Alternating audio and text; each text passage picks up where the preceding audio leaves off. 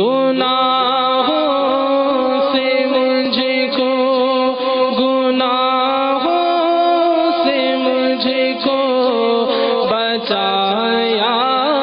الہی۔ متقی پرہیزگار بننے کے لیے ہمیں جہاں منجیات یعنی جنت میں لے جانے والے اعمال، اچھے کام کرنے چاہیے، کرنے پڑیں گے، کرنا ضروری ہیں، اسی طرح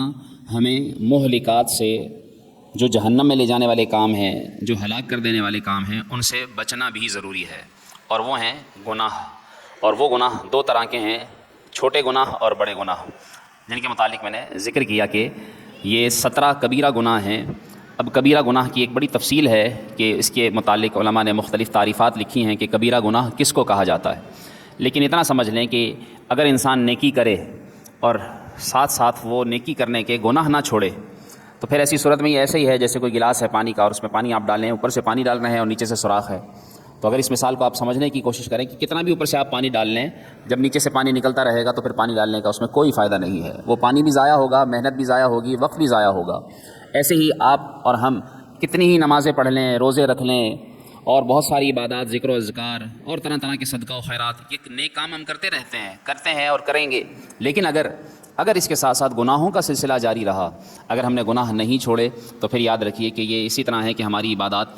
کہیں ایسا نہ ہو کہ گناہوں کی نحوست کی وجہ سے برباد ہو جائیں۔ تو اس لیے ہمیں یہ سمجھنا چاہیے کہ ہمیں نیکی کر کے اس کو باقی بھی رکھنا ہے، کیونکہ علماء بعض یہ بھی فرماتے ہیں کہ نیکی کرنا آسان ہے، لیکن اس نیکی کو سنبھالنا یہ اس سے زیادہ مشکل کام ہے۔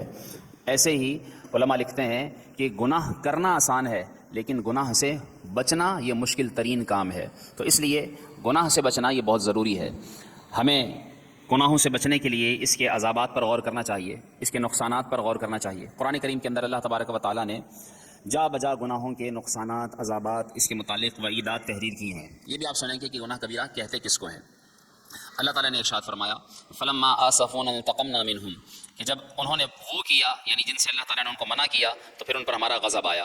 اور مختلف آیات کا خلاصہ ملتا ہے، کسی آیت میں انہیں آخرت میں جہنم کے عذاب کی وعید سنائی جاتی ہے جو گناہ کرنے والے ہوں۔ گناہ گاروں کو کہیں بے آسرا ہونے کا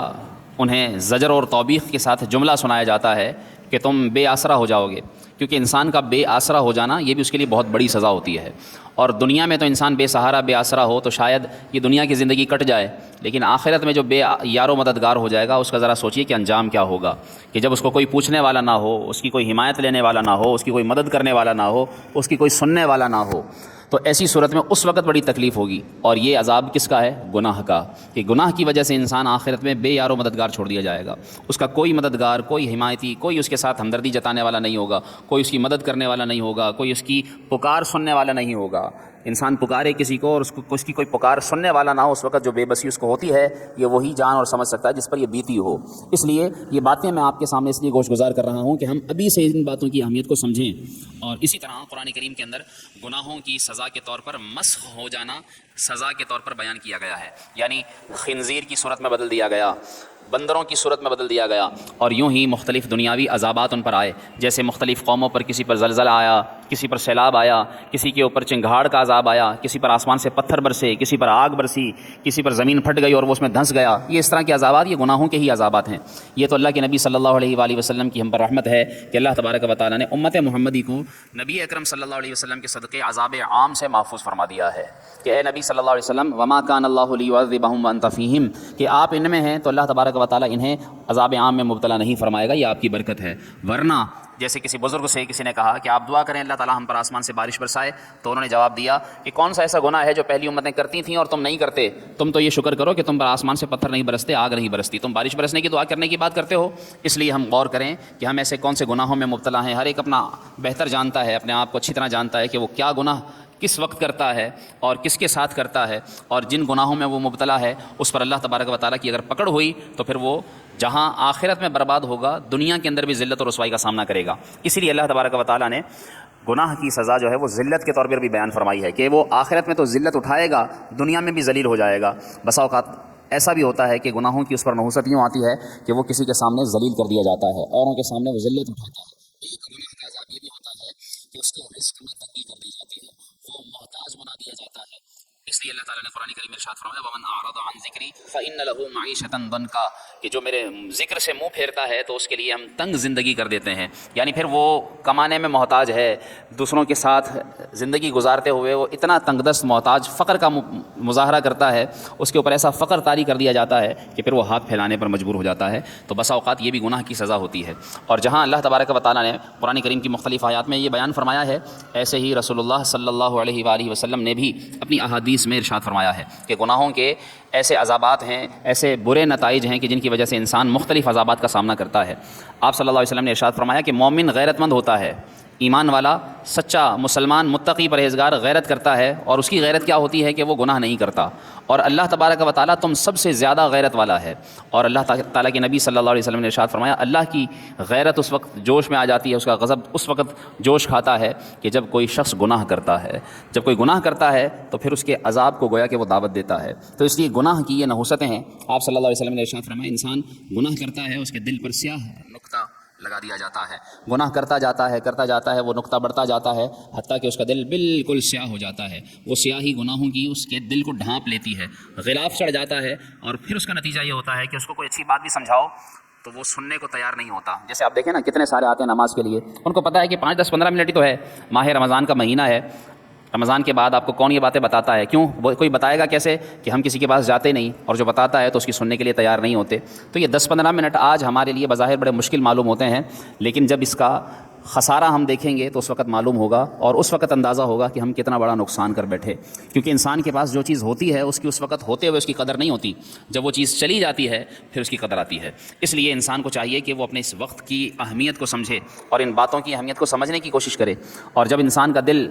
اس پر گناہ کی تاریکی چھا جاتی ہے تو وہ سننے کے بعد نصیحت حاصل کرنا تو دور کی بات، سننے کو بھی تیار نہیں ہوتا، اور اس کو سننے کی توفیق بھی نہیں دی جاتی، اس سے سننے کی توفیق چھین لی جاتی ہے، وہ نیکی کی بات سنتا بھی نہیں جیسے کافر کرتے تھے۔ کافر بھی یہی کرتے تھے کہ جب حضور صلی اللہ علیہ وسلم قرآن کی آیتیں سناتے تھے تو وہ شور مچاتے تھے تاکہ قرآن کی آیتوں کی آواز نہ آئے، اور وہ سننے کے لیے بھی تیار نہیں ہوتے تھے۔ ایسے ہی آپ صلی اللہ علیہ وآلہ وسلم نے ارشاد فرمایا کہ جس طرح لوہے کو زنگ لگاتے ہیں ایسے ہی تمہارے دلوں کو بھی زنگ لگ جاتا ہے، اور دلوں کا زنگ کیا ہے؟ یہ گناہ کی وجہ سے انسان کے دل کو زنگ لگ جاتا ہے، اور اس کا علاج بھی آپ صلی اللہ علیہ وسلم نے ارشاد فرمایا کہ کثرت سے تلاوت قرآن اور اپنی موت کی یاد یہ تمہارے دل کو صاف کرتی ہے۔ تو اپنے رب عز و جل کے کلام کی کثرت سے تلاوت کیا کرو۔ ماہ رمضان کثرت سے تلاوت کرنے کا مہینہ ہے، کتنے ایسے بھی ہیں اب بھی کہ جو ماہ رمضان میں بھی قرآن پڑھنے کی ان کو توفیق نہیں ملتی، اس مہینے میں بھی رمضان میں بھی قرآن نہیں پڑھیں گے تو پھر کب پڑھیں گے؟ ایسے ہی موت کو یاد کرنا، لوگ موت کو بھول جاتے ہیں، ایسے بھولے بیٹھے ہیں جیسے مرنا ہی نہیں ہے، لیکن مرنا تو سب نے ہے، اور جب موت طاری ہوگی پھر اندازہ ہوگا کہ ہم نے اس موت کو بھول کر کیسے کیسے گناہ کر ڈالے، اور اب جب موت سر پر آ گئی ہے اور اس وقت پھر بندہ فرشتوں سے مہلت مانگتا ہے تو اللہ تعالیٰ نے فرمایا ان اجل اللہ اذا جاء لا یؤخر لو کنتم تعلمون، کہ بے شک اللہ کی طرف سے یہ تمہیں دی گئی مہلت تھی، جب یہ آ جاتی ہے تو ایک لمحہ بھی پھر یہ مؤخر نہیں ہوتی ہے، جب وقت آئے گا یہ موت آ کر دبوچ لے گی۔ اس لیے آپ صلی اللہ علیہ وآلہ وسلم نے یہ بھی ارشاد فرمایا جیسے کہ زنگ چڑھ جاتا ہے، اسے قرآن کریم میں اللہ تعالیٰ نے بیان فرمایا کلا بل رانا علی قلوبہم ما کانوا یکسبون، ہائے افسوس کہ ان کے دلوں کے اوپر زنگ چڑھ گیا ہے اس کی وجہ سے جو انہوں نے کمایا، اور وہ کمایا کیا؟ وہ گناہ کیے، گناہ کی وجہ سے ان کا دل سخت ہو جاتا ہے۔ اسے آپ صلی اللہ علیہ وسلم نے یوں بیان کیا، اور اللہ تبارک و تعالیٰ نے قرآن کریم میں یوں بھی بیان فرمایا کہ جب ان کے دل سخت ہو جاتے ہیں تو ایسے سختی میں بڑھ جاتے ہیں کہ جس طرح پتھر، بلکہ پتھر سے بھی زیادہ شدید ہو جاتا ہے، اس کا دل سخت اتنا سخت کر دیا جاتا ہے۔ علماء نے فرمایا قرآن کریم کی آیات کا مفہوم خلاصہ یہ ہے کہ بسا اوقات پتھر سے تو چشمہ نکل جاتا ہے پانی کا، یعنی پتھروں سے پانی کے چشمے بہتے ہیں، لیکن انسان کا دل اس سے بھی زیادہ سخت ہو جاتا ہے، اتنا سخت کہ کبھی اس کی آنکھ سے پھر اللہ کے خوف کی وجہ سے آنسو بھی نہیں بہتا۔